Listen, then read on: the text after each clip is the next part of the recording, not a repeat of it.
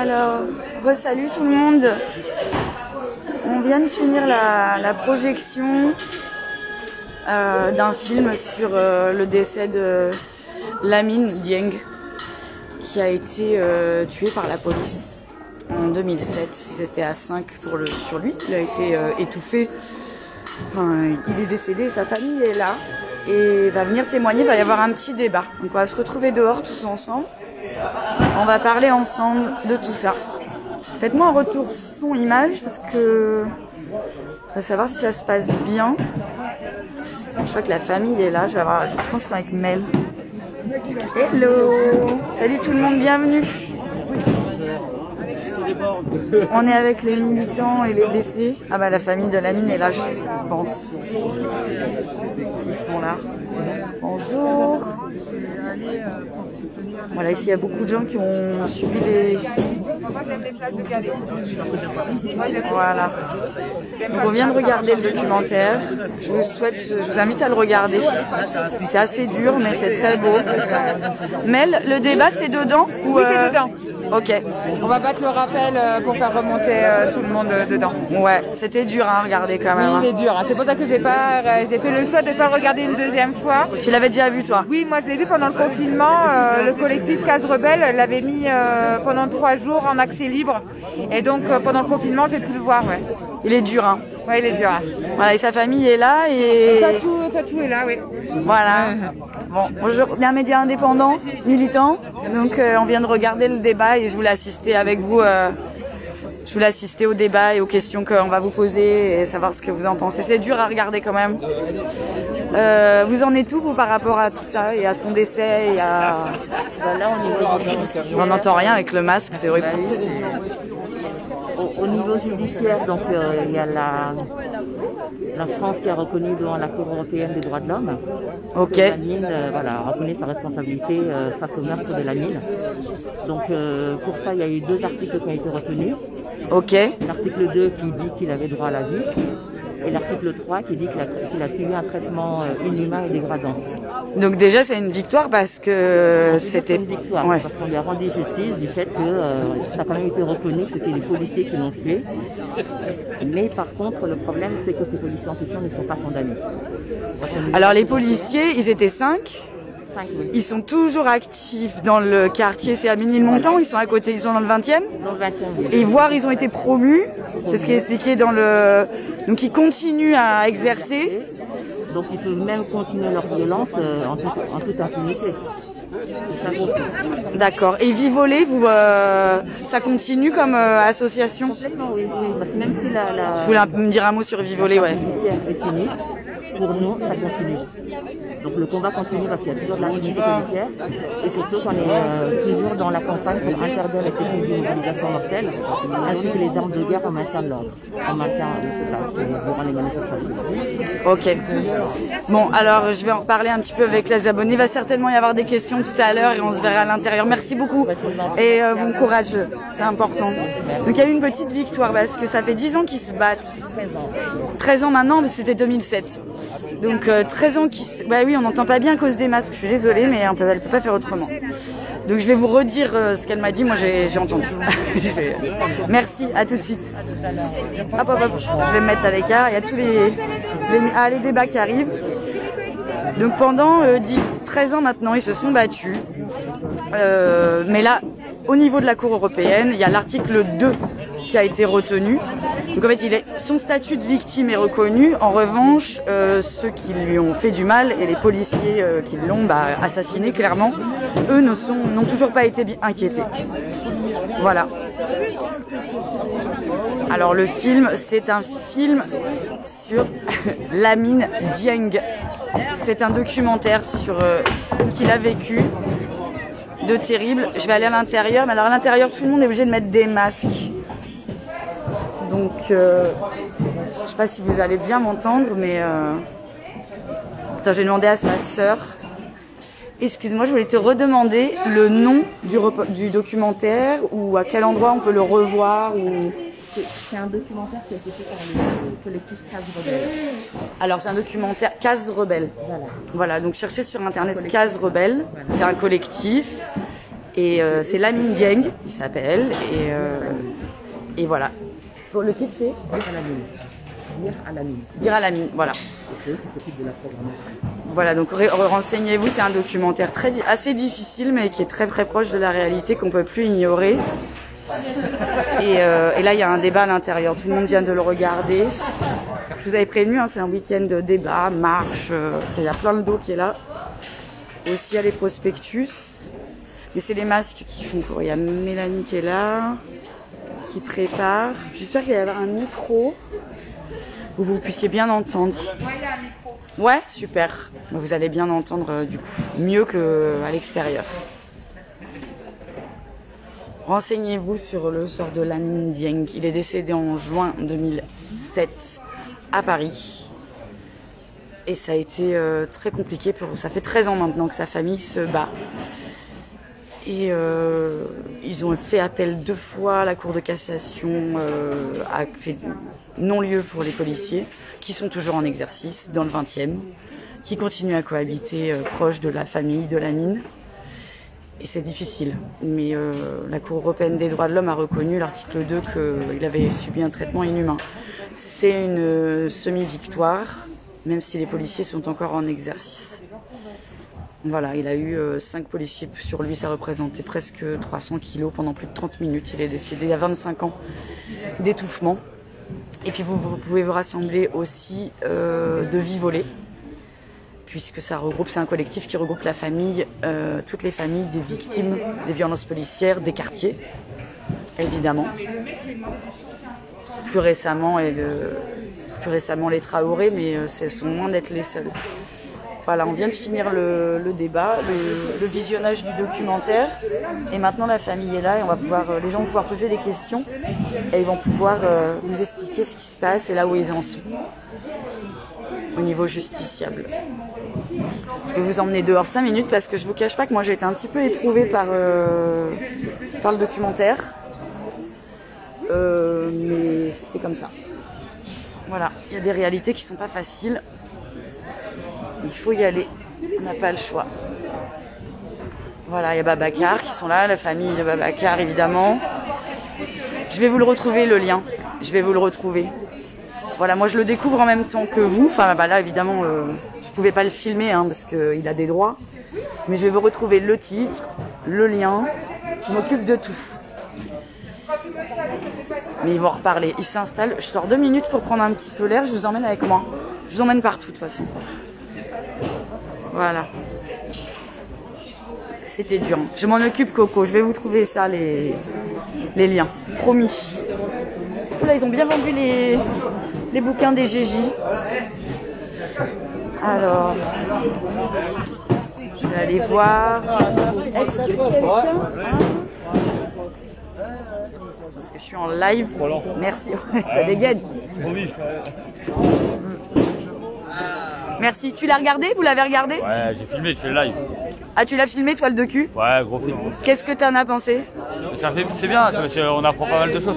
Il y a beaucoup de gens qui connaissaient pas avant ça et qui apprennent avec des projections comme ça, des choses qu'ils passent pas tous les jours. Ça, c'est des trucs qu'il faut mettre au cinéma, comme mais bien sûr. Pour un pays, comme un pays qui s'installe et tout. C'est des trucs. Les gens ils se rendraient compte de pas mal de choses. Parce que un pays qui s'installe, moi je suis allé au cinéma, il y a des gens qui connaissent pas les manifs et qui applaudissent à la fin du film.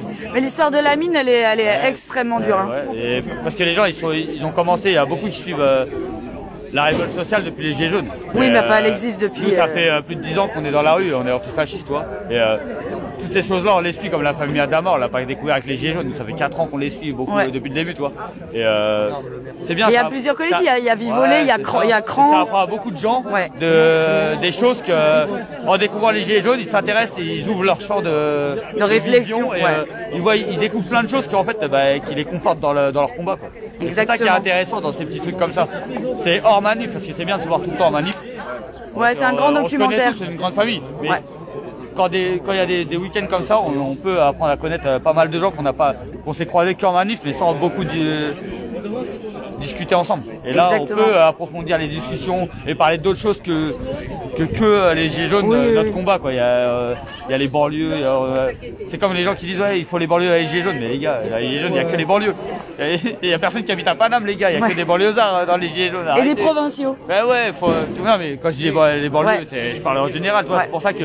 Ah, il y a Lola qui est là. Le 12, tout le monde est venu à Paris. Ben, depuis le 12, on se déplace parce qu'on remercie les provinciaux d'être venus, c'est normal. Tu vois, c'est pas que à eux de se déplacer tout le temps.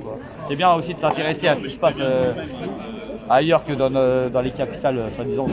Ouais, mais renseignez-vous, vous allez taper son prénom sur internet ou dans les bibliothèques, vous allez voir Lamine Dieng. C'est difficile, hein, mourir à 25 ans avec 5 policiers sur soi. Et sa famille est là, ils se battent, c'est très très dur. Donc c'était un documentaire très instructif. Et c'est bien que tout le monde l'ait vu. Et il y a les collectifs évidemment de toutes les victimes des violences policières de tous les horizons. Voilà, et ça touche effectivement les populations noires, les quartiers, les populations arabes et maintenant beaucoup plus les populations, les milieux populaires. Mais aujourd'hui tout le monde se rejoint et ça converge aussi beaucoup ici à Amiens, au Micmac. Voilà. Je vais demander à Jean, j'ai vu Jean tout à l'heure. Ah bah il est en train de bosser Jean, je voulais lui demander. C'est plus fort que toi, hein. Faut que tu travailles tout le temps. Oui, tu prends des photos. T'as regardé le docu? Tu l'as regardé? J'ai pas eu le temps, T'étais en train de travailler. Toujours en train de faire des photos celui-là. Bah après, toi tu l'as regardé toi? Oui, je l'ai regardé. Qu'est-ce que t'en as pensé? Bah écoute, c'est beaucoup d'émotions et beaucoup de colère. Parce que, comment dire, étant concerné à plusieurs titres, je fais partie de cette communauté qui a été marginalisée, exclue. Et on te dit, juste pour faire un lien avec un bâtard de politique, avec ce président, un dénommé François Hollande, qui parlait de nos quartiers, de notre mode de vie, et en disant les Français d'origine. De souche, quoi. Alors donc, il a bien fait la différence. Et donc, dans leur état de gestionnaire, collabo avec le système capitaliste qui a amené cette exclusion, ce bannissement de la cité, on les a pas ensemble. Donc moi j'ai vécu, je suis d'origine algérienne. Tu peux le tenir? Oui, oui. C'est adorable, voilà, merci. T'es algérien, toi, d'origine? Donc on a été là, je me présente. Mohamed, dit Mao, M-A-H-O, l'indigène pèlerin d'Orléans et le fils de Malika. Et je suis aussi en mémoire de ma mère qui nous a quittés le 26 octobre 2002.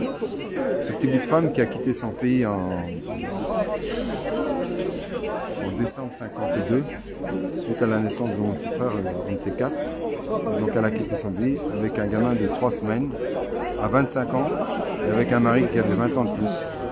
Donc 2 ans avant la guerre. Imagine-toi, toi, femme, en l'espace de 48 heures, tu décides de quitter ta terre, ta famille, pour pouvoir aller dans un pays où tu pouvais avoir de l'éducation. Et où tu penses que tu seras en sécurité, et c'est pas le cas. Non, c'était pas une histoire de sécurité, c'était une histoire d'injustice dans le pays, dans le village, où elle en tant qu'Algérienne, elle ne pouvait pas aller à l'école, elle était illettrée. Et elle a dit, mon père est illettré, mes ancêtres sont illettrés, eh bien, je ne suis pas chez moi, et bien, je vais aller chez eux. Cette petite bout de femme nous a amenés. Et donc, je me suis dit, à travers ça, on a subi. On a été le joug d'enjeux politiques, économiques. Et j'en veux, mais alors, avec une haine viscérale, parce qu'on y avait cru à ce socialisme de partage et de fraternité, le droit de vote, la considération d'être citoyen à part entière, s'intégrer, participer à l'essor de la nation.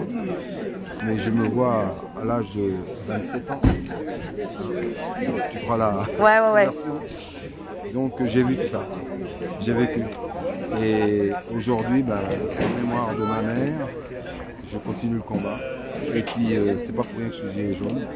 Et effectivement, la famille et d'autres, Adama, ouais. Et la liste est longue. Et longue, ouais, Vivolé, rejoignez les collectifs de Vivolé, renseignez-vous. Et ce documentaire, il est dur. Hein. Tout à fait. Je vous préviens, accrochez vos ceintures quand même. Et en plus de ça, d'autant plus que quand tu as fait le passage où tu as côtoyé ces belles personnes, moi j'appelle ça les belles âmes de l'ombre, qui se battent pour un peu plus de justice. Je suis très heureux d'être parmi eux, voilà. Donc je fais partie de cette famille, j'en suis très fier. Et on lâche rien. Donc le combat est long, mais la lumière de la justice arrivera un jour ou l'autre. Et donc, comme disait, je vais terminer par paraphraser un petit peu à propos de mon grand-père, C'est lui qui m'a mis debout, avec ma mère, Malika, qui a fait de moi un homme, voilà, avec ses forces et ses faiblesses, mais il y a de la niaque. Hein. Et il disait, l'Occident, ils ont la montre, nous on a le temps. Ça y est, ça commence, on y va? Voilà, je t'embrasse et merci. Moi aussi, je t'embrasse. À tout de suite. Bientôt, bah ouais, à toutes. On va dedans, ça commence. Allez, on va au débat avec la famille.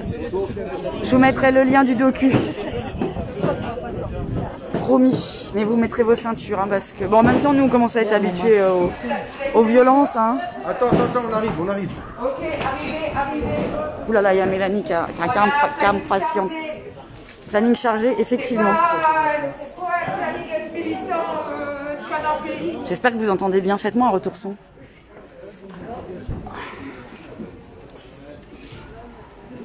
Alors juste pour vous rappeler que vous avez deux expositions sur nos murs. Vous avez l'exposition de Jérémy Cazu, que vous avez à ma droite, qui est donc un militant gilet jaune. Et nous avons l'exposition d'Augustine sur le mur sur ma gauche, du coup, qui est aussi une militante, mais qui est beaucoup plus sur la ville de Lille. Et donc vous pouvez retrouver leurs œuvres. Alors ce sont deux jeunes artistes qui s'autofinancent leur matériel, s'autofinancent leur cadrage. Et donc même si vous n'avez pas de quoi acheter leurs photos, des fois juste une pièce, ça fait du bien pour leur permettre de continuer à vivre de leur art.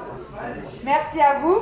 Donc on va commencer les débats. Aujourd'hui on a la chance d'avoir plusieurs collectifs de familles qui ont été victimes de violences policières. On a du coup, je vais les inviter à nous rejoindre. Et je pense qu'ils se présenteront beaucoup mieux que moi, je ne peux le faire. Alors Mélanie passe la parole. Voilà la sœur de la mine. Faites-moi un retour son, hein. Dites-moi si vous entendez bien, c'est important, parce qu'entre les masques et tout, c'est pas facile. Je vais m'asseoir par terre et hop. Hop là, je m'assieds par terre, moi.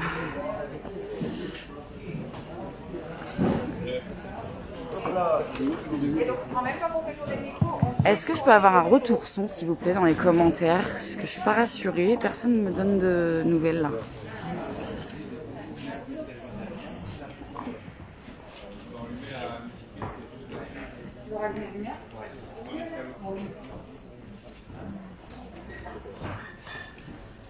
Non, pas de retour son, personne ne m'informe, c'est cool.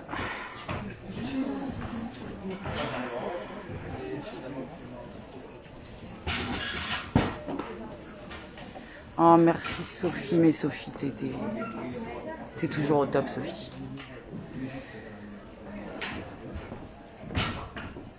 Voilà, il y a une convergence des...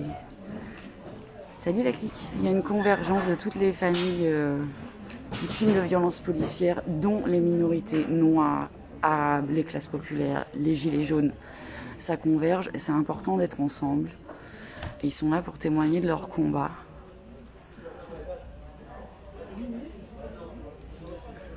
Ça ne concerne pas que les gilets jaunes et ça a éveillé aussi les consciences de la classe populaire sur le fait que dans les quartiers, ça dure depuis des années de lutte pour eux. Rejoignez les collectifs Vivolé par exemple, vous aurez des informations.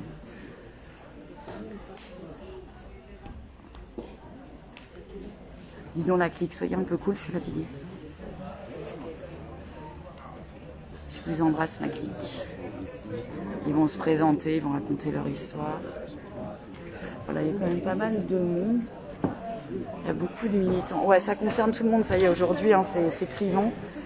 Et à un an des élections présidentielles, on connaît hein, la chanson, le grand méchant monde, les méchants noirs, les méchants arabes, les méchants ci, les méchants quartiers. Non, ça se rassemble, ça converge, ça se respecte.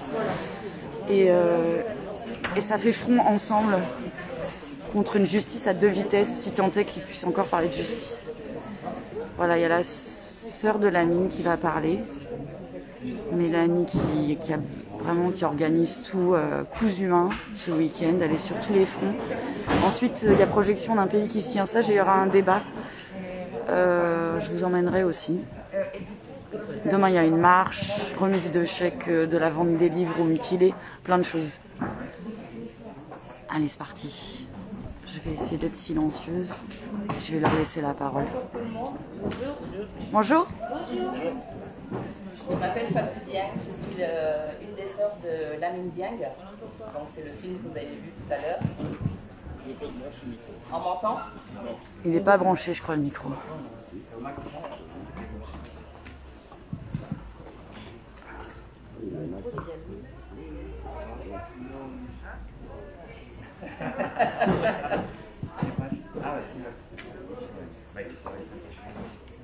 Ils font des tests de son, il n'y a pas que moi qui ai des problèmes de micro.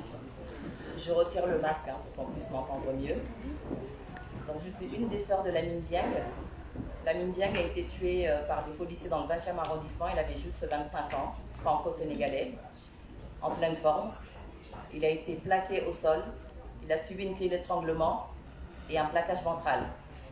Donc il y avait 5 policiers sur son dos, donc à savoir 300 kilos, pendant 30 minutes. C'est comme ça qu'il a perdu la vie. Donc on s'est battu comme toutes les autres familles. Dans les premiers temps, au bout de 2-3 jours, il y a eu un classement sans suite, comme toujours. Donc il fallait continuer à se battre pour qu'il y ait un juge d'instruction qui prenne l'affaire et que l'instruction commence. Donc après, en 2014, il y a eu un non-lieu qui a été rendu, qui a été confirmé en 2017. Et de là, donc la seule issue, c'était la Cour européenne des droits de l'homme. On a déposé ce dossier entre 2018 et 2019. Et c'est enfin 13 ans plus tard, qu'en juin 2020, que la France a finalement reconnu devant la Cour européenne des droits de l'homme sa responsabilité face au meurtre de Lamine. Mais par contre, il n'y a eu que 2 articles qui ont été retenus. Donc l'article 2 qui dit que Lamine avait droit à la vie. Donc comme s'il fallait aller jusqu'à la Cour européenne pour savoir et pour dire que telle ou telle personne a droit à la vie. Et l'autre article, l'article 3, c'est qu'il a subi un traitement inhumain et dégradant. Donc dans un sens, on peut dire qu'on a rendu justice à Lamine. Parce que quand même, il a été reconnu après le non-lieu qu'effectivement, ce sont bien des policiers qui l'ont tué et qu'il n'est pas mort tout seul. Il n'est pas mort, comme ils l'ont dit dans les débuts, qu'il avait un problème cardiaque. Il a même été dit que du fait qu'il était africain, qu'il avait un cœur plus gros ou plus petit que la normale. Il a été dit aussi qu'il avait eu une overdose due à un cocktail de cannabis, alcool et cocaïne. Donc il a fallu qu'on fasse une contre-autopsie qui a révélé autre chose. Donc au niveau de la Cour européenne, les policiers en question ne sont pas du tout condamnés. Parce qu'ils continuent à travailler dans le même quartier. Certains se sont mariés entre eux. Ils ont été promus. Et mis à part ça, pour la Cour européenne, il n'y a que le pays où l'acte a été commis. C'est le pays qui est condamné. Il est condamné à une amende. Et ce n'est pas pour autant que le pays arrête de pratiquer telle ou telle technique. Donc depuis, même si l'instruction est finie, qu'il n'y a plus, l'affaire juridique est finie, mais nous on continue à se battre quand même parce qu'il y a toujours d'impunité et qu'on mène une campagne aussi pour interdire les techniques d'immobilisation mortelle, donc le plaquage ventral, la clé d'étranglement et le pliage, ainsi que les armes de guerre donc utilisées lors du maintien de l'ordre, des manifestations. Et donc cette pétition, il y a une pétition pour interdire tout ça. Donc cette pétition, on peut la signer, vous pouvez la signer sur change.org et ça s'appelle « Laissez-nous respirer ». Alors signez la pétition « Laissez-nous respirer » sur change.org. Vous avez cette plaquette qui a été distribuée où justement c'est le résumé des 13 ans de lutte par rapport à Lamine. Et il y a également cette plaquette qui s'appelle les premiers réflexes pour justement que toutes les personnes qui sont confrontées à ce genre de situation, lorsqu'un proche est tué, donc il y a toute une procédure qu'il faut suivre, à savoir par exemple de porter plainte, je vous les donnerai de constituer partie civile, les plaquettes, de faire une contre-autopsie, parce que c'est pas moi de l'apprendre, vous savez tous, que la première version des policiers, c'est toujours une version mensongère, où on essaie toujours, c'est même pas qu'on essaie, c'est qu'on criminalise les victimes, à croire que les victimes deviennent les agresseurs, les familles sont criminalisées, parce qu'on fouille dans tous les dossiers. Et surtout, à partir du moment où il y a cette première version des polices, des policiers, c'est sur ça aussi que toute l'étape, que toutes les choses se construisent. Parce qu'à partir du moment où on est confronté, que la personne ou les personnes mises en cause, ce sont des policiers, et que justement, eux ont une version complètement mensongère, donc de là, l'autopsie aussi va c'est ce que nous on a constaté, hein. L'autopsie se base sur cette version mensongère, et au niveau justice, c'est pareil aussi. Donc le traitement est par rapport à justement cette première version qui est toujours mensongère. Donc les familles sont malheureusement obligées de faire une enquête pour connaître un minimum de vérité. Elles sont obligées de faire une contre-autopsie. Elles sont obligées de se constituer partie civile. Elles sont obligées également de mettre plein d'outils en place parce qu'il y a la violence policière qu'on subit, il y a la violence judiciaire aussi, et il y a aussi la violence psychologique. Parce que perdre un membre de sa famille, c'est toute une famille qui est anéantie. Parce que nous, dans notre cas, la dernière de la famille avait tout juste 10 ans, moi ma fille avait 12 ans. Donc il faut aussi faire un travail auprès des enfants qui sont dans la famille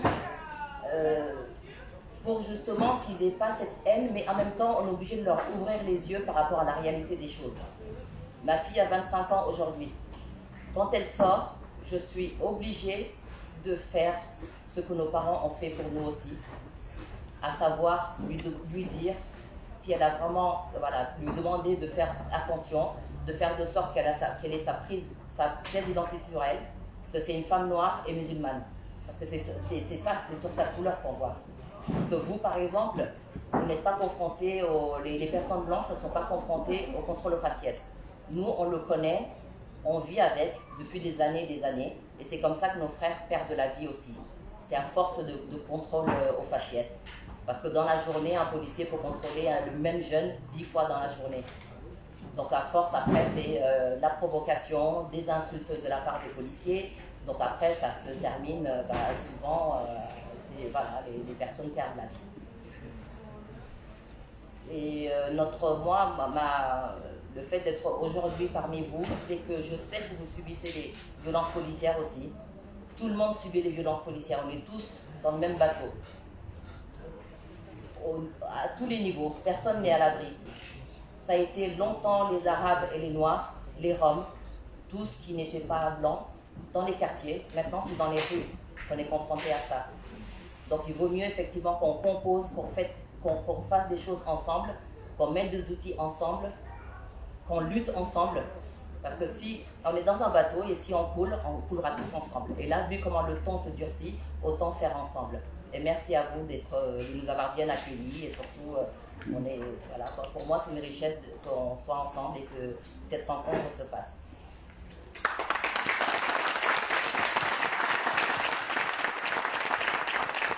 Ils ne sont pas rancuniers, hein, ils n'en veulent pas du tout à la population, ils veulent n'ouvrir les yeux que maintenant.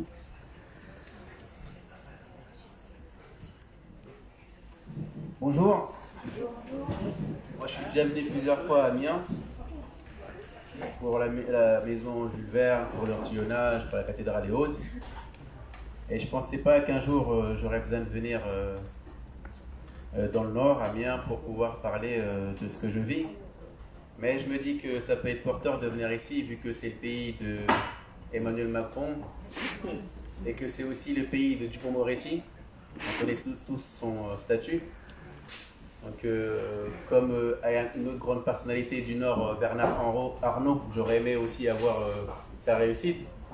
Mais je m'assimile plutôt plus à Francky Ribéry, du fait d'être balafré dans mon cœur.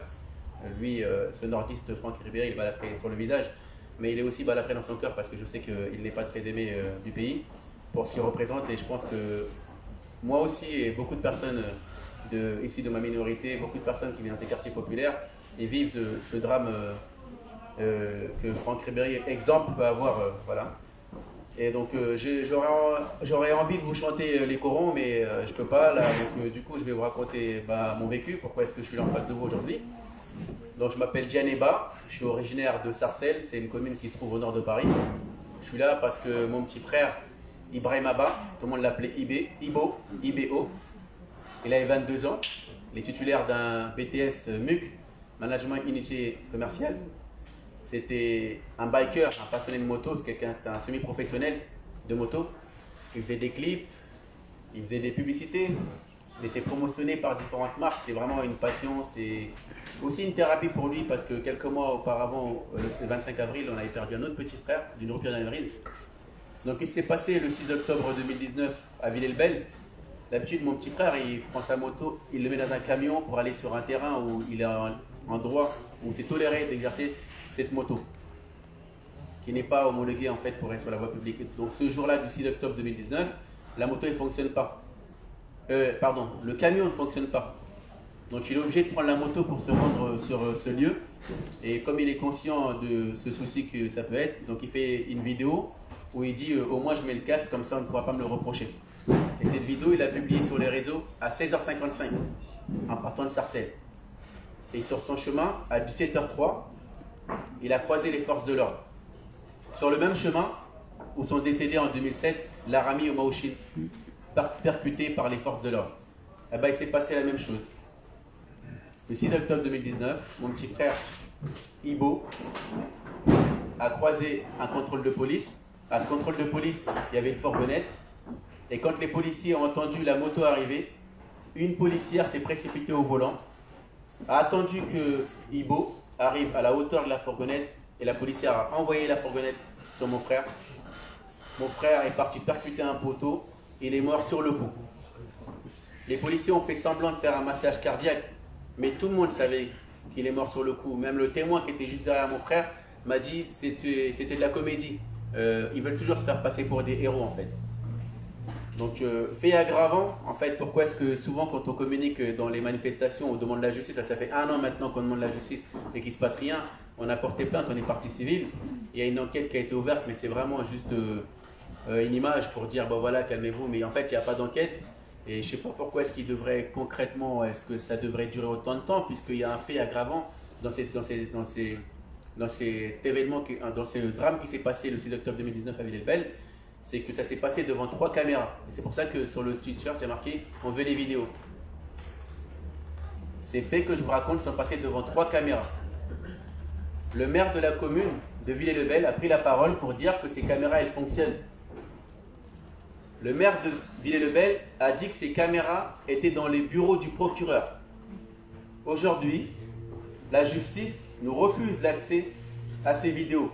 Nous, partie civile. Alors que dans le code pénal aujourd'hui, je ne vous l'apprends pas. On se constitue partie civile pour quoi faire en fait? Pour nous ouvrir des droits. Parce que si on n'est pas partie civile, on ne peut pas demander à avoir les pièces. Là, on n'a même pas à demander. C'est eux qui sont obligés de nous fournir ces pièces. Donc non seulement ils nous la refusent à nous, partie civile, mais ils refusent aussi de la fournir à l'avocat. Rendez-vous compte du déni. Et ils le font publiquement. Au-delà de ça, malgré qu'ils aient refusé de fournir les vidéos à l'avocat, l'avocat a pu voir une des 3 vidéos. Et l'avocat est consterné, il est unanime. Il a dit dans ce qu'il a vu, c'est un homicide volontaire, sans aucune ambiguïté. La position de la fourgonnette avant le fait et après les faits détermine un homicide volontaire. Le comportement et l'attitude des forces de l'ordre juste après ce crash, ce drame, détermine un homicide, détermine une culpabilité, parce que juste après, ils sont en train de déguiser la scène, d'après l'avocat, et aussi d'après des nombreux témoins. Il y a de nombreux témoins dans cette affaire, en plus des vidéos. Donc, tous ces témoins, il faut croire que parce qu'ils ont des noms à consonance minoritaire, ils ne sont pas considérés. Moi, je me rappelle de l'affaire Malik Oussekine.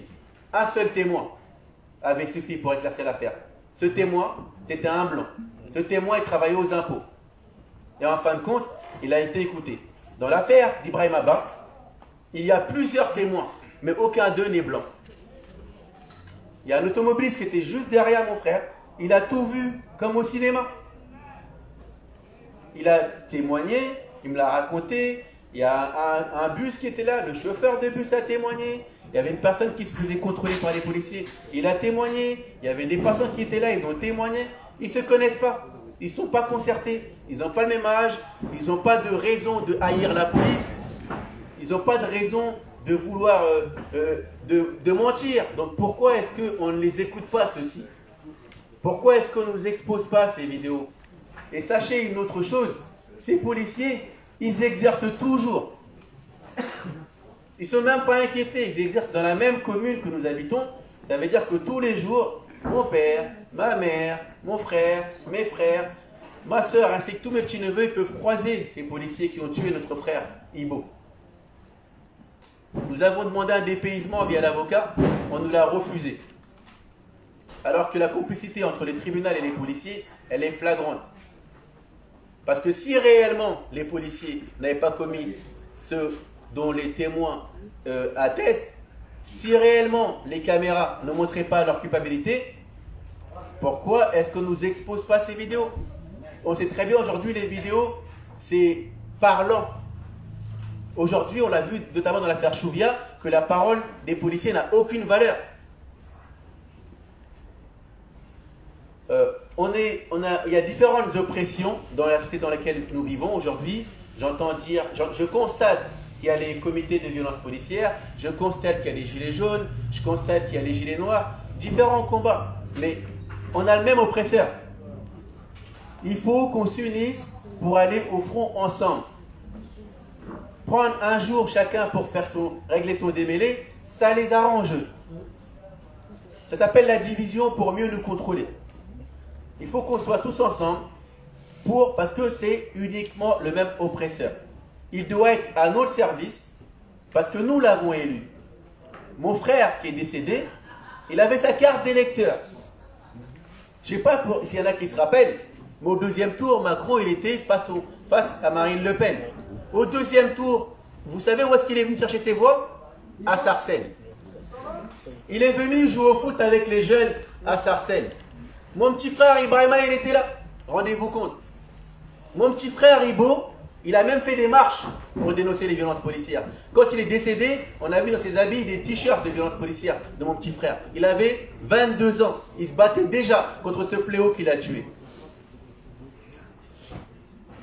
En fait, j'ai pas de mots. Je sais pas comment vous expliquer comment faire admettre aux gens qu'il est nuisif pour nous d'aller de manière isolée face à un oppresseur qui est initialement plus fort que nous. Il est initialement plus fort que nous parce qu'on y va chacun pour sa cause. Alors qu'on a tous la même cause. On veut exister, on veut bénéficier de ce pourquoi on travaille toute l'année via les contribuables.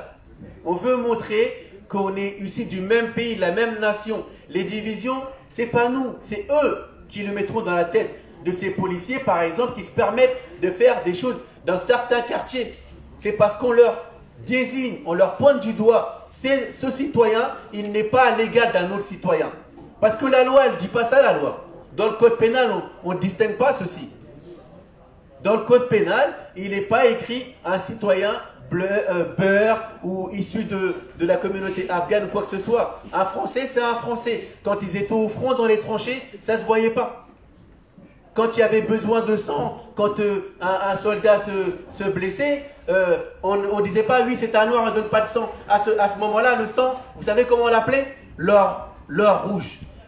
Quand vous étiez au front, vous aviez besoin de sang, vous étiez, exemple, Guy Moquet, la famille de Guy Moquet, eh ben, si vous êtes ici des tirailleurs sénégalais, on ne va pas dire, ah ben lui, c'est un tirailleur. Non, on va lui donner son sang.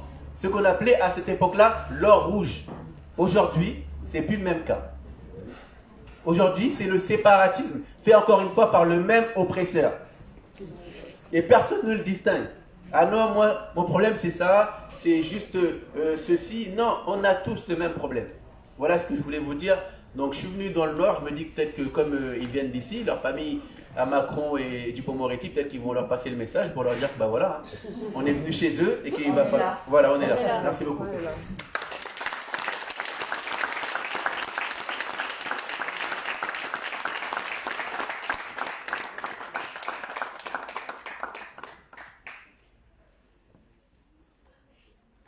Bonjour tout le monde. Bonjour. Je m'appelle Awa Gay. Je viens de Rennes. Je suis venue ici pour parler l'histoire de mon petit frère Babacar,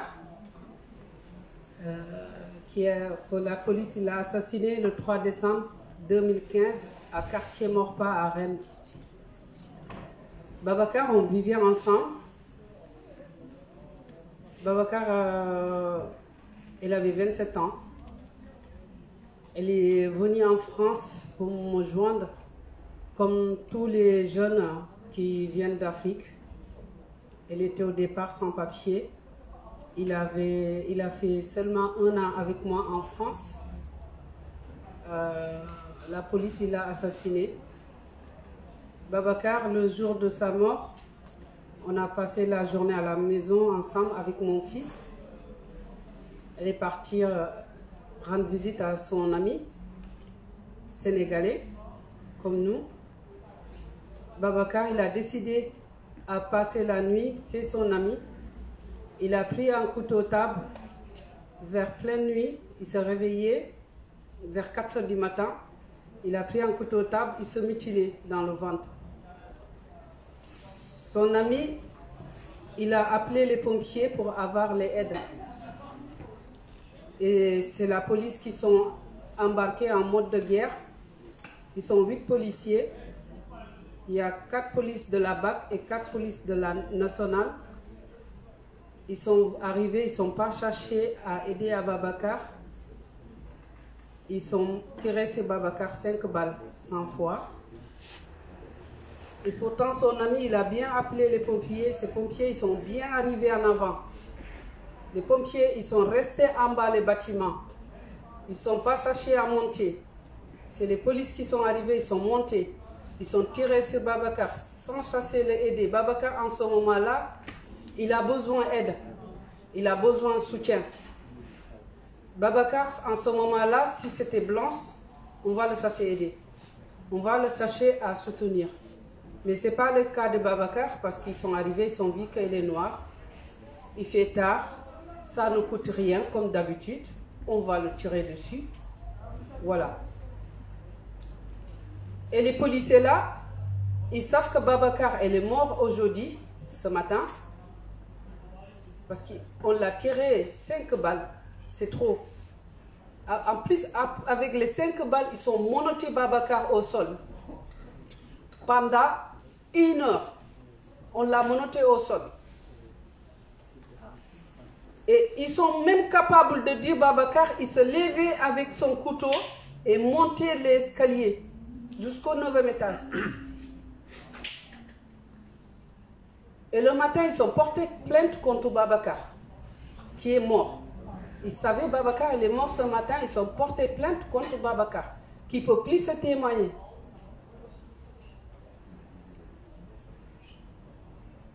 Parce que, comme d'habitude, quand ils ont fait les autres familles victimes, c'est une victime défense. Moi, en ce moment-là, j'ai appris le mort de mon frère avec un ami dans l'école de mon fils. J'ai en train de déposer mon fils à l'école. À 10 h, Babacar il est mort le matin, vers 4 h.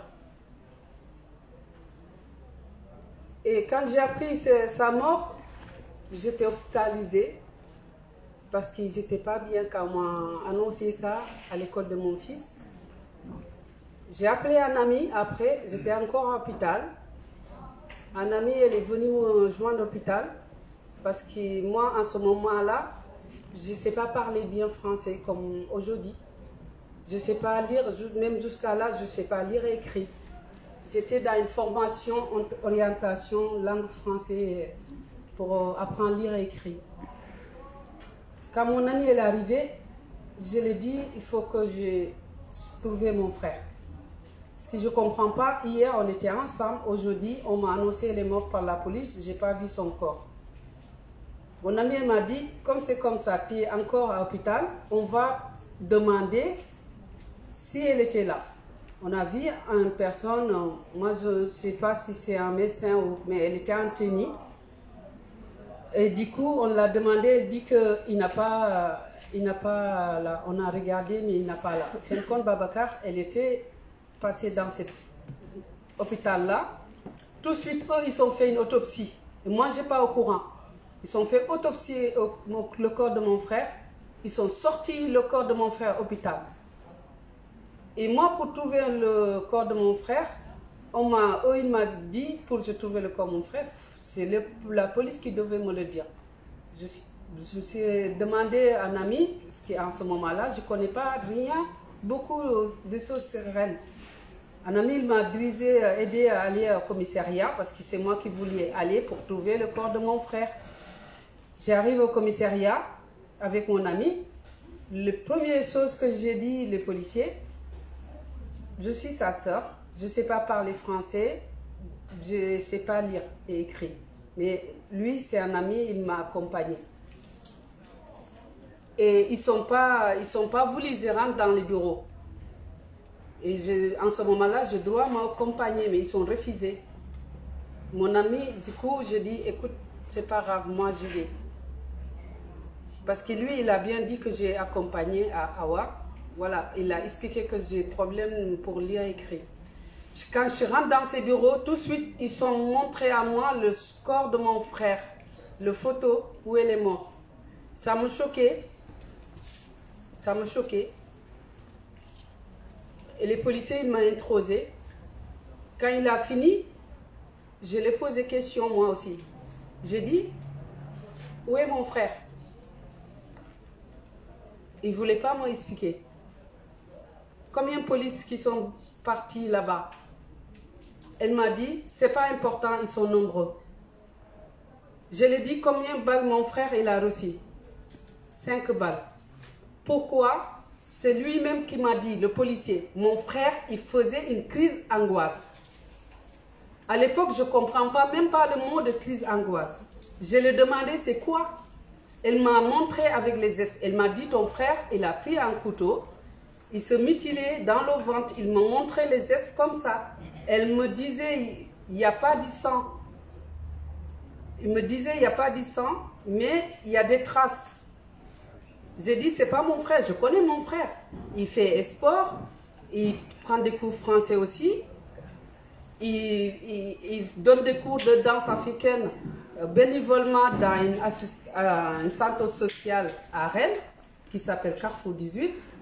Il fait ses activités comme tous les jeunes, comme tout le monde normal. La police, ils ont bien vu que j'ai des pattes sur mon corps parce que j'ai porté le haut transparent. J'ai dit, je viens de sortir de l'hôpital. Maintenant, dis-le-moi, où est le corps de mon frère? On m'a dit, pour qu'on te dise le corps de ton frère, tu vas nous donner son pièce d'identité. J'ai dit, mais moi, je viens de sortir de l'hôpital, je n'ai pas son pièce d'identité avec moi. Ben, on va avec toi, tu nous donnes son pièce d'identité. C'est une sorte de chantage. Et moi, en ce moment-là, je n'ai plus soin parce que je voulais coûte que coûte trouver le corps de mon frère, ce qui est normal en plus. Ils sont venus avec moi à la maison. Moi, je croyais que eux, en fait, dès que je donne les pièces d'identité, c'est bon. Mais non, ils sont fouillés, c'est moi. Ils sont sortis des gants bleus dans la poste. Ils sont tous portés des gants. Ils sont fouillés dans la chambre de Babacar. Ils ont soulevé les matelas. Ils sont fouillés son armoire. Ils ont pris les papiers médicaux de Babacar, qui n'a rien à voir avec l'histoire. Ils ont pris ces papiers, en fait c'est une classeur où il met tous ces papiers, que ce soit des papiers pour des démences, pour ces papiers ou tout. Ils ont pris tout. Et ils sont retournés encore avec moi au commissariat. J'ai passé ma journée horrible et dure avec eux, toute la journée avec eux. Et là, j'ai retourné au commissariat, c'est là qu'on m'a dit, ton frère, son corps, elle est à Cesson-Sévigné. Du coup, le corps de mon frère, elle est encore plus loin, c'est de l'hôpital, et c'est moi, on l'a sorti. Ils n'ont pas droit, même fait autopsie sans moi, je ne suis pas au courant qu'est-ce qui se passe. Ils n'ont pas droit, même sortir le corps de mon frère à l'hôpital, tant que je n'ai pas vu mon frère avant. Mais ils ont profité, parce qu'en ce moment-là, ils savent que moi, je suis seule la famille en France, je ne parle pas bien français, je ne sais pas lire et écrire, mais je suis très fière de moi parce que je suis très intelligente.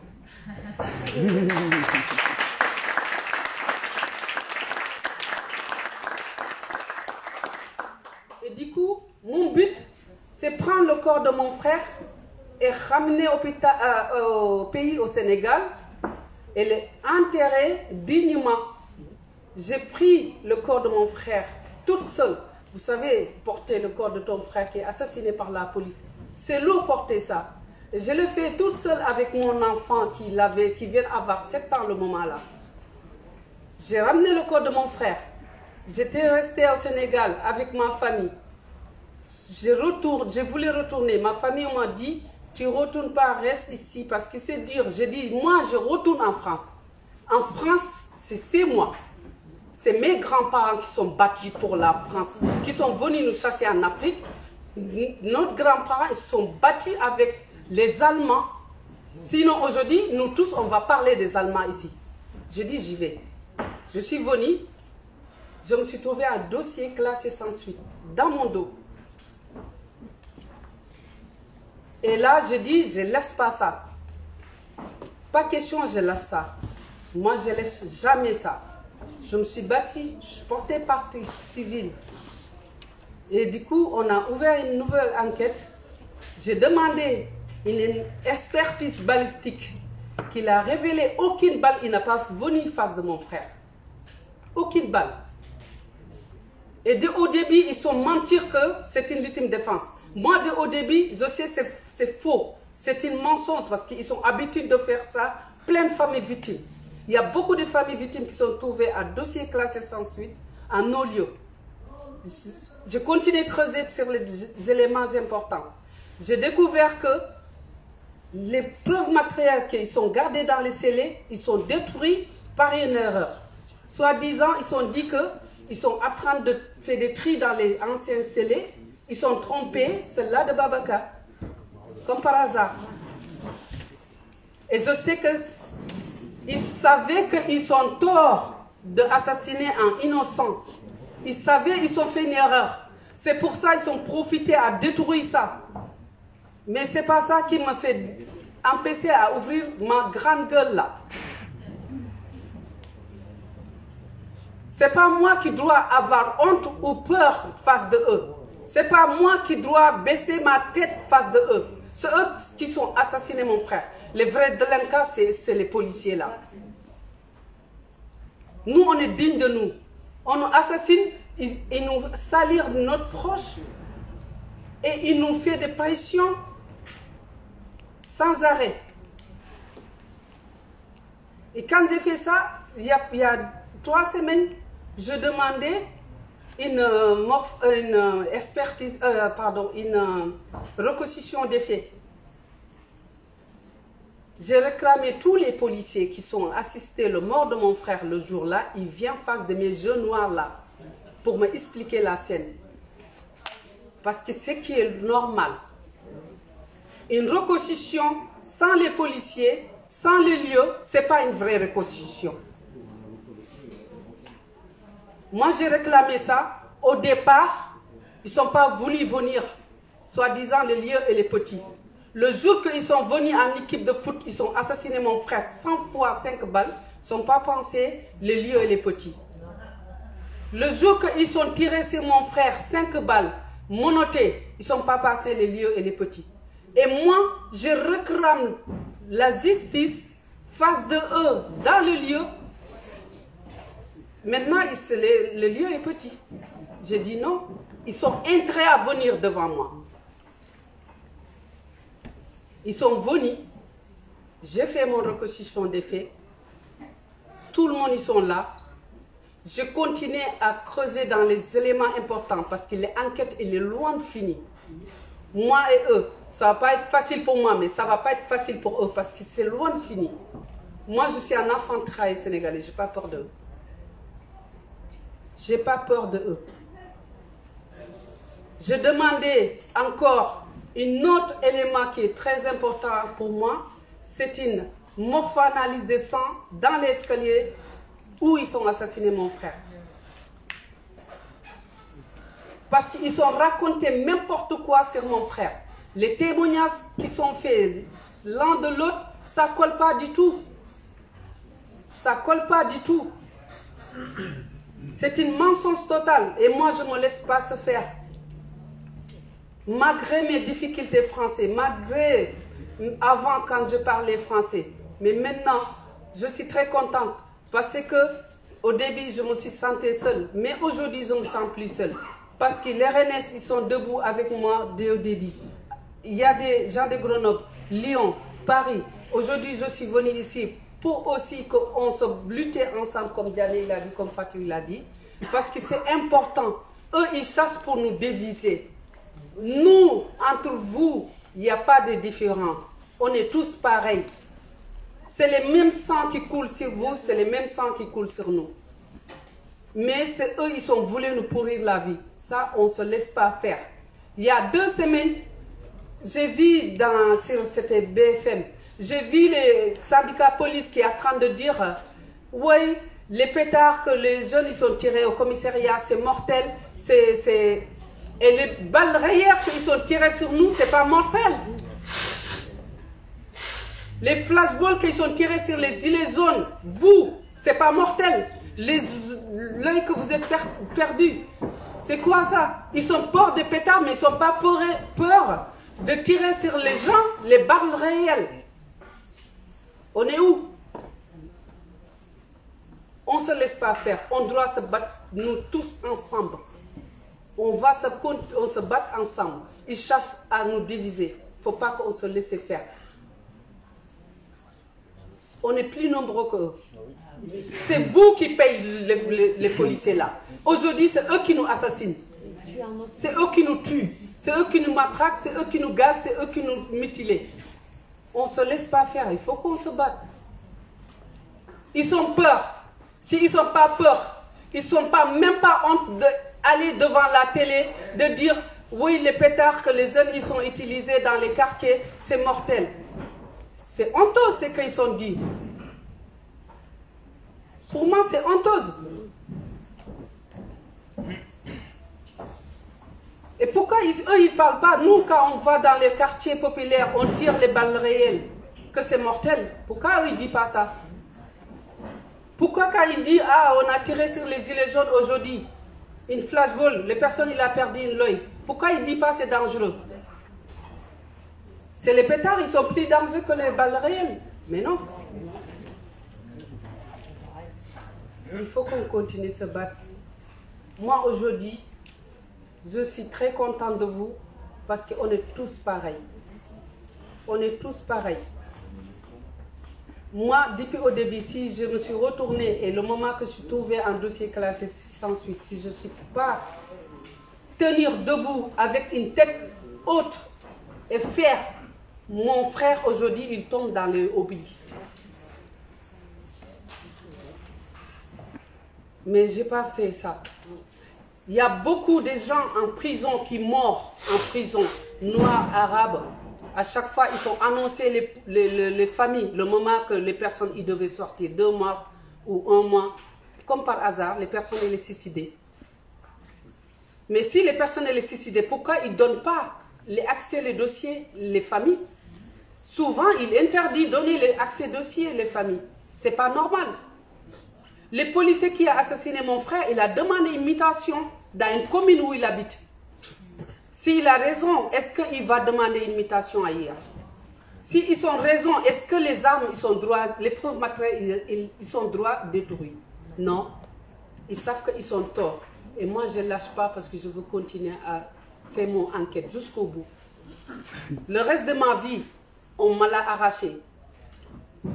Ce qui me reste, le petit bout qui m'a resté là, si on m'a arraché, on va me l'arracher. Mais je veux continuer mon bas et continuer à ouvrir ma bouche. Merci.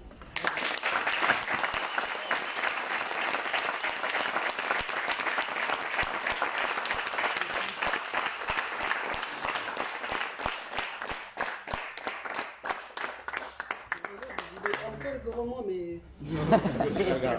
Des gros mots. À Amiens, où il y a des endroits comme ça, où quand on discute comme ça, tout ça c'est très agréable. Mais il faut savoir qu'il y a des milieux comme là où on habite.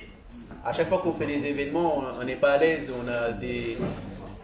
on a peur un petit peu des conséquences. Mais en fait, les gens ils pensent que les conséquences, on a peur par rapport aux gens qui viennent à la marche. En fait, on a peur des conséquences de ces manipulations des policiers. dans nos événements. Il faut savoir qu'à la première marche, suite à la mort de mon frère Ibrahim Abba, le 6 octobre 2019, il y avait plus d'1 millier de personnes. Et dans ces 1 millier de personnes, nous on se connaît tous, même si on est 1 millier, on se reconnaît, voilà, on a grandi là-dedans, c'est un village pour nous, entre parenthèses, on se connaît tous. On a vu dans ce groupe de personnes, on a vu un groupe de personnes qui est en train d'attiser la haine pour que les gens ils fassent un petit peu des faits de violence. Et nous on a reconnu, on les a vus, mais on ne les connaît pas ceux-là. Et les jeunes sont partis les secouer un petit peu, ils ont eu peur, ils ont montré leur carte de policier. Ils sont venus semer la zizanie pour qu'en fait, on ne parle pas de pourquoi est-ce qu'on s'est rassemblés, pour dénoncer l'injustice et la violence que nous avons subie. C'était un fait. Ce samedi 10 octobre, aussi, pareil, on a fait un hommage pour les 1 an de la mort de mon frère, et aussi pour dénoncer les délits de justice. Donc, il faut savoir que c'était une marche autorisée par le préfet. On s'est rencontrés à plusieurs reprises. Il ne voulait pas par rapport au Covid. Bon, en pensant qu'on ne saurait pas se défendre, on n'aurait pas de répartie. Donc, on lui a expliqué que ce n'est pas possible. Dans une commune où, par exemple, il y a un marché, le plus grand marché d'Île-de-France, et qui fonctionne toujours. Donc, pour nous, ce n'était pas concevable. Donc, ils ont fini par accepter la marche. Ensuite, ils nous ont dit qu'il faut déplacer le point de départ, parce que le point de départ, il est trop près du commissariat. Nous, on voulait partir de la maison de la justice. On voulait partir de la maison de la justice. On demande justice. On ne va pas partir devant la boulangerie. Donc, pour nous, c'était cohérent et logique de partir de la maison de la justice. Concours de circonstances, la maison de la justice se trouve à côté du commissariat. Mais c'est à eux de déplacer le commissariat alors. De plus, leur fonction, c'est de protéger un pays. Pourquoi ils ne peuvent pas protéger un commissariat? Donc, encore une fois, il a fallu qu'on leur sorte des arguments et au final, ils ont fini par admettre qu'ils n'avaient pas le choix parce que nos éléments, ils étaient plus que recevables et que c'était leur qui était vraiment pour nuire à la justice en fait. Donc, on a fait, et dans cette marche, lors de la rencontre avec le préfet, on leur a précisé que notre frère Ibrahim Abba, Ibo, est un biker et que les bikers sont tous avec lui. Depuis le premier événement, parce qu'on a fait de nombreux événements depuis, et à chaque fois, systématiquement, les bikers, ils viennent en nombre. Ils sont là, ils créent de l'émotion. Ils sont là pour dire qu'eux aussi se font tuer, parce que c'est pas le premier, il y en a plein qui se font cartonner. Mehdi, Sabri, à Argenteuil, vous avez dû entendre. Curtis, dans le 91, comme je vous l'ai dit aussi, Laramie Mauchine. Donc, ce jour-là, le 10 octobre, les bikers sont venus en nombre. Ils sont venus en nombre. Parce qu'au préalable, on a averti le préfet qu'ils allaient venir. Et ils nous ont dit, c'est bon, vous avez l'accord. Donc les jeunes sont venus en nombre. Quand sur le trajet, ils ont filmé, ils ont croisé les forces de l'ordre. Les forces de l'ordre les ont laissés passer. Ils roulaient normal. Pendant qu'ils roulaient, ils disaient maraude légale. Genre, ils peuvent circuler légalement. Les policiers les ont laissés passer. Et à la fin de la marche, vous savez ce qu'ils ont fait les policiers? La marche est très bien passée. Qu'est-ce qu'ils ont fait les policiers? Ils ont vu que la marche est très bien passée. Ils étaient frustrés. Leur seule manière d'exprimer leur frustration, c'est de faire un guet-apens aux jeunes à la sortie du 95. Parce que nous, on est issus d'un département de 95. On a demandé au préfet l'autorisation. Donc, ils ont entendu qu'ils sortent du département pour arriver dans le 93. Et là, ils les ont chargés, les jeunes. Ils étaient là. Ce n'était pas une voiture isolée. Il y avait plusieurs voitures, plusieurs motards. Est-ce que c'est anodin? Ils vont nous dire, oui, comme par hasard, ils sont sur le chemin des bikers qui rentrent chez eux. Ils les ont poursuivis. Je ne sais pas si vous visualisez un petit peu de Pierrefitte à Gennevilliers. Ça fait, je ne sais pas moi, 15 km. 15 km à poursuivre des jeunes en moto, ils leur mettaient des coups d'extinct. Ils essayaient de les pare-choquer. Tout ça parce que les citoyens ont montré qu'ils pouvaient se fédérer par eux-mêmes et qu'ils pouvaient faire des choses positives et créer de l'émotion. Parce qu'au départ, si c'était illégal, pourquoi ils ont laissé passer? Il y a des vidéos qui le prouvent. Et au final, donc ils en ont attrapé de nombreux. Il y en a un qui a été incarcéré, rendez-vous compte. Quelqu'un qui travaille, qui contribue à l'évolution du pays. Quelqu'un qui est marié, avec 2 enfants. Ils n'ont rien trouvé d'autre que l'incarcérer. Mais lui, il ne lui en veut pas lui. Ils en veulent le combat. C'est sur nous. C'est sur nous tous qui dénonçons. C'est pour dire à la population, ne vous levez pas contre l'État. Voilà pourquoi est-ce qu'ils ont fait tomber ce biker qui est venu rendre un hommage, s'il vous plaît. Il est venu rendre un hommage à un citoyen comme lui. Il était sur le chemin pour rentrer à son domicile, s'il vous plaît. Ils n'ont rien trouvé d'autre que l'interpeller. Et sachez bien, l'interpellation, il ne vous a pas dit « Monsieur, bonjour, police nationale, veuillez vous ranger ». Non. La personne qui est incarcérée, ce n'est pas quelqu'un qui a un gabarit où il y a une particulière difficulté de l'interpeller. Eh bien, sachez qu'ils l'ont violenté. Il avait des bleus, le nez cassé. Pour des professionnels de la sécurité, comment est-ce qu'on en arrive là si un jour vous avez l'occasion de croiser cette personne qui est incarcérée, vous allez vous demander pourquoi est-ce qu'on en arrive là. Le gars, il a des bleus. J'ai même rencontré sa femme qui m'a dit, d'accord, ils peuvent l'arrêter. Mais pourquoi le violenter? Parce que quand il le violente lui, c'est pour que nous voyions. Pour que nous ayons peur. Pour que demain, les bikers ne reviennent pas. Par exemple, un prochain hommage pour Ivo. Ou à un événement pour dire, on veut la justice. C'est la même chose qui se passe quand on éborde, quand on tire sur Zined, quand on tue Rémi, quand on tue Steve. C'est le message, c'est ça. Il y a une personne par terre, mais c'est nous tous les cibles. Voilà comment est-ce qu'il faut voir les choses. Donc, on pense à toutes ces personnes qui ont subi ces violences. On pense très très fort à Dave qui est incarcéré, suite, comme je vous l'ai dit, à cet hommage. Et puis on continuera le combat, comme l'a dit très très bien Awa Gueye. Comme le dit depuis 13 ans maintenant qu'elle mène son combat, Fatou Dieng, qui est son combat, qui est le mien, qui est le combat d'Awa, qui est le combat de tous les 60 millions de Français qui sont sur le territoire français. Voilà.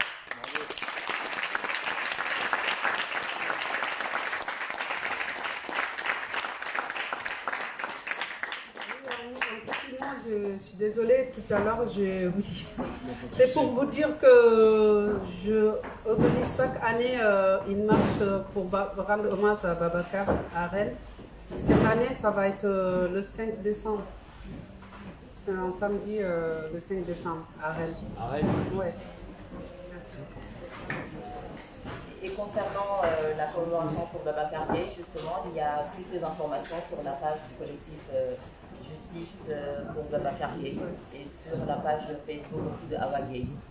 Et sinon, pour les informations concernant Ibrahim Abba, donc il y a la page Facebook Justice pour Ivo, il y a sur tous les réseaux. Et concernant Lamine Dieng, donc il y a la page Lamine Dieng, il y a ma page aussi, Fatou Dieng, où il y a des informations, ou sinon sur la page de Bivolé sur Facebook, et sinon sur le site du collectif Bivolé également. Merci à tous. Merci beaucoup à vous d'être venus jusqu'à Amiens. Merci pour vos témoignages. Merci d'être là. Du coup, on va enchaîner avec une présentation de Pierre Bouillard et Yann qui vont nous rejoindre. Ils vont nous parler de l'histoire du maintien de l'ordre et de la militarisation de la police. Voilà, donc on ne va pas faire de pause et on va enchaîner avec le débat. On peut poser une question, s'il vous plaît. Oui. On enchaîne, on fait pas de pause et partagez-le. On est 9 sur le live. Moi j'ai un peu honte, hein, je vous le cache pas, sur des causes pareilles aussi fortes. Mais bon, moi je reste. Je vous garde. Tu as très bien développé par rapport au parcours, à la galère, à l'entrave de la justice, de l'injustice qu'on nous impose à travers ce drame. Tu as dit, quand je pense que le Conseil d'État, la Cour de cassation, la Cour de cassation a confirmé, ça c'est un des national, et deuxièmement, la Cour européenne a reconnu partiellement ton fait. Est-ce que le fait qu'il y ait cette condamnation symbolique, je la trouve symbolique, parce que ces salopards sont encore dans la rue et ils vivent comme si de rien n'était. L'État français, ça veut dire que tout à chacun, nous tous, on a été condamnés dans cette saloperie. Et est-ce qu'il y a dans le dédale de cette justice, dans le code pénal, tout ce que tu peux imaginer, est-ce qu'il y a une possibilité de rebondir, de retrouver un élément pour rouvrir cette voilà. C'est ça, moi, qui me... La procédure est finie. C'est fini. Oui, c'est fini. Parce que quand je travaille dans l'affaire Cézanne, c'est ça qui est dommage. C'est pas dommage, c'est scandaleux. Oui, complètement, parce que c'est une double peine. Oui.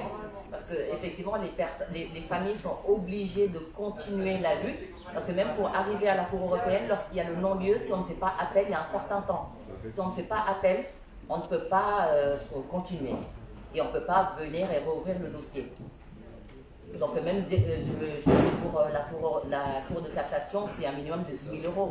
Et ce n'est pas tous les avocats qui sont habilités. Tout à fait. Voilà. C'est des avocats spécialisés. Voilà, ils sont spécialisés, ils ne sont pas du tout dans le lien. Donc le seul lien qu'on peut faire, c'est auprès de nos avocats initiaux.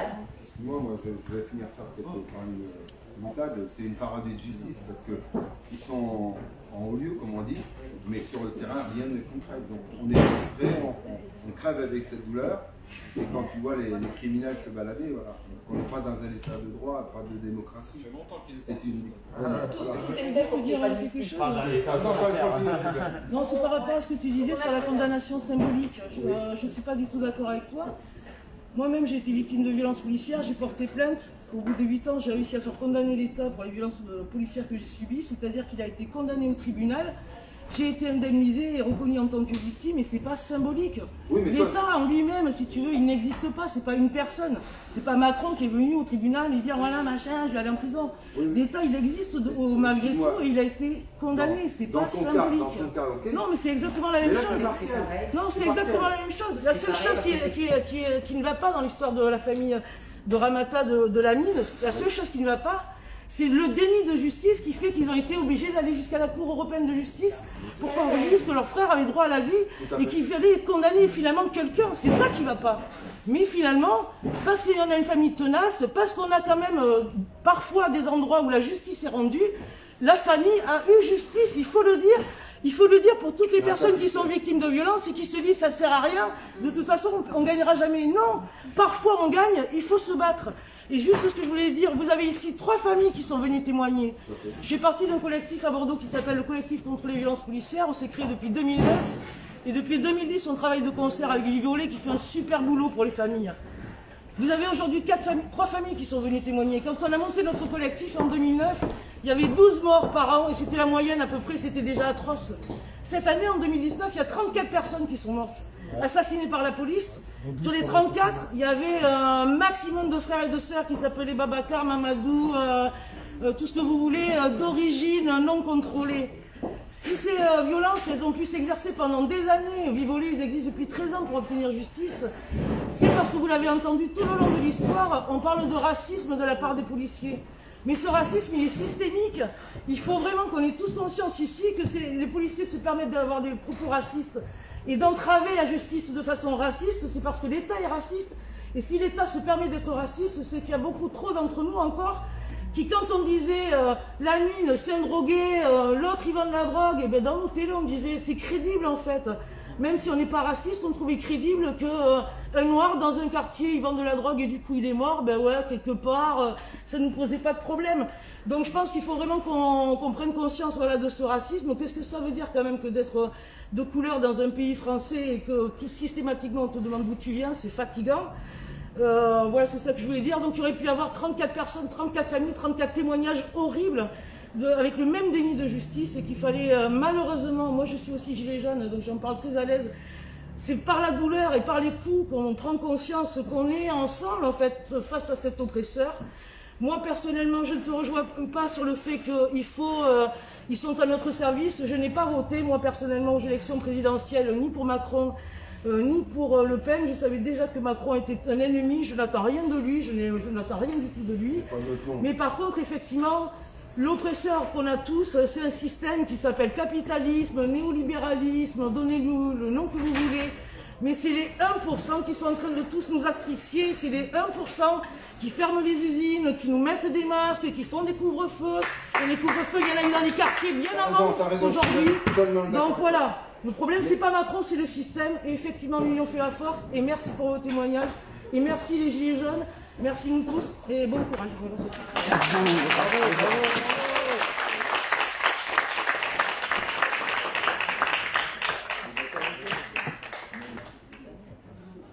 Merci beaucoup. Bah, du coup, on met l'intervenance en direct pour le débat suivant. Voilà, donc on va enchaîner les discours. Donc du coup, il y a Pierre qui va nous rejoindre et Yann. Rapprochez-vous un petit peu. Et voilà. Bon, moi je vais sortir 2 minutes parce que il faut que je recharge mon matos. Pardon. Et je vais aller voir Mélanie, parce que c'est Mel qui organise tout, et je crois qu'ils sont dû partir vers le Cinoche, parce qu'il y a la projection d'un pays qui se tient sage, et je pense qu'ils sont partis par là-bas. Ouais, voilà, c'est ça. Bon, alors... Attends, je vais virer ça, j'en peux plus de ce truc. Voilà, alors je vais rester avec les militants et les familles. Il y a la projection d'un pays qui se tient sage dans le cinéma d'à côté, avec ensuite un débat avec les mutilés et les blessés. Partagez le live, aimez les médias indépendants, soutenez-les. Voilà, aimez Éthique, partagez, soutenez, et surtout rejoignez les collectifs des victimes, des familles policières, parce que un décès, ça ricoche sur toute une famille. Voilà, et je vais vous laisser sur ce plan. Voilà. Donc on n'oublie personne. À très vite, à ce soir, à demain. Enfin, on reste tous ensemble tout le week-end. Et partagez massivement, relayez. Je vais vous retrouver le lien du film.